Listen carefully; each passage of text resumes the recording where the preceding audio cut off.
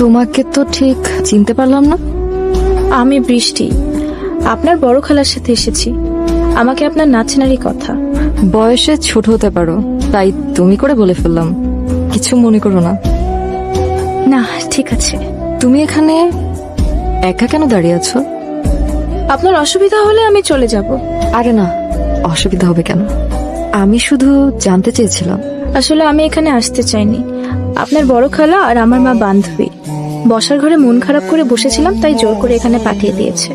বিয়ে বাড়ির হইচই হট্টগোল আমার একটুও ভালো লাগে না। দুঃখিত। আমি আবার একটু সোজা সাপটা কথা বলি। বিয়েটা যেহেতু আপনাকে বলা একটু উচিত হচ্ছে না। আজ তো আপনার আনন্দের দিন। মন খারাপ কেন? বলা যাবে না। গোপন কিছু? আচ্ছা থাক, বলতে হবে না। গল্প শুনবে? রূপকথার রাক্ষস খক্ষসের গল্প না হলে শুনতে পারি। আমি যথেষ্ট বড় হয়েছি, ক্লাস 12-এ পড়ি। আচ্ছা বেশ, ওই ছেলেটাকে দেখতে পাচ্ছ?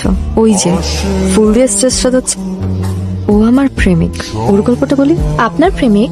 হ্যাঁ, যদিও একটু মাথা মোটা, কাণ্ডজ্ঞানহীন। না হলে কেউ নিজের প্রেমিকার অনুষ্ঠানে স্টেজ সাজায়? আপনার প্রেমিক কি করে হলো? আমাদের বাসার কাছে ওর একটা নার্সারি আছে, পাশাপাশি ইভেন্টও করে। আমার কলেজে একটা নাচের প্রোগ্রাম ছিল, খোপার ফুল কিনতে গিয়ে ওর সাথে দেখা। আমাকে কিছু রজনীগন্ধা আর গ্ল্যাডিওলাস দিচ্ছি। আমার নেয়ার কথা ছিল রজনীগন্ধা আর গ্ল্যাডিওলাস, কিন্তু ও হয়তো জেনে বুঝেই আমার কেনা ফুলগুলোর সাথে কয়েকটা কাঠগোলাপ প্যাক করে দেয়। ও, কাঠগোলাপ?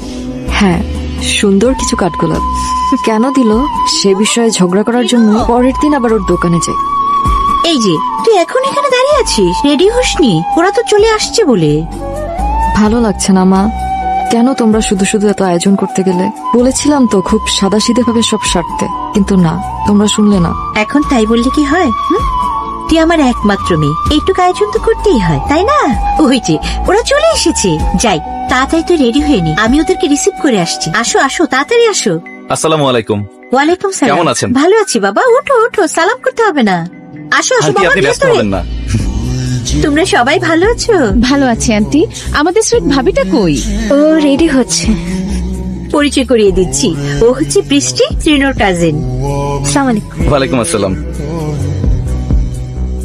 লাইটার হারানোটা তোমার অভ্যেস হয়ে গেছে। এখন থেকে তোমাকে হারানোটা অভ্যাসে পরিণত করতে হবে। পারবে? জীবনের পরিধিটাই যেখানে হাতের নাগালে, তখন আমার পার না পারাতে কি এসে যায় তৃণ? অভ্যাস এমন এক রাস্তা যেখান থেকে ফেরত যাওয়ার জন্য কোনো খালি রিক্সা অপেক্ষা করে না। তুমি পায়ে হেঁটে সেখানে যতই ফেরত যাওয়ার চেষ্টা করো না কেন, দেখবে তুমি এক জায়গায় ঠায় দাঁড়িয়ে আছো। তোমার কি মনে হয় আমি ভালো থাকবো তোমাকে ছাড়া? তুমিও যে আমার অভ্যেসে পরিণত হয়ে গেছো। আগে বদলানোর চেষ্টা করো তৃণ, দেখো আমি বদলে গিয়েছি। সব কেবলই তোমার খামখেয়ালিপনা। আমি না হয় চলেই যাবো তোমায় ছেড়ে দূরে, কবিতারা বদলে যাবে না হয় গানের সুরে।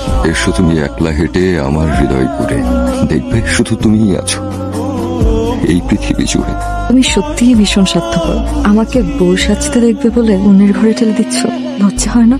তৃণ, জীবন যখন আমাদের সাথে এত বড় প্রতারণা করে, তখন আমার এই ক্ষুদ্র স্বার্থপরতায় কিছু আসে যায় না। তৃণ, তুমি নিচে যাও, সবাই নিশ্চয় অপেক্ষা করছে তোমার জন্য।